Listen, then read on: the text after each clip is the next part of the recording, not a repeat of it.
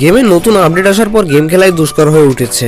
এখানে আমি একটা বিয়ার র্যাঙ্ক স্টার্ট করেছিলাম, সামনে থেকে একটি এনিমি দেখতে পাই এবং তাকে সঙ্গে সঙ্গে ফিনিশ করে দিই এবং প্রথম কিলটি সম্পূর্ণ করি।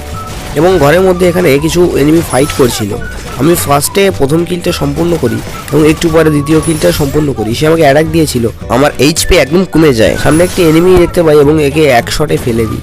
এখানে আরও একটি এনিমি চলে আসে, আমি তার সঙ্গে ফাইট নিই। Run.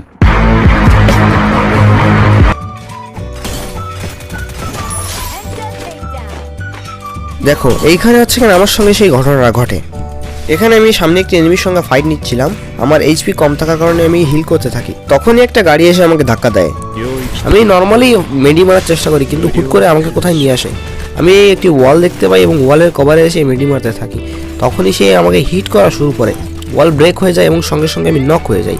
আমি ভাবলাম নক হলাম কেন, তারপরে আমি ভাবছি রিভাইভ দিয়ে দেবে আমাকে, কিন্তু না, আমাকে মেরে দিয়েছে। এটা কি ভাই?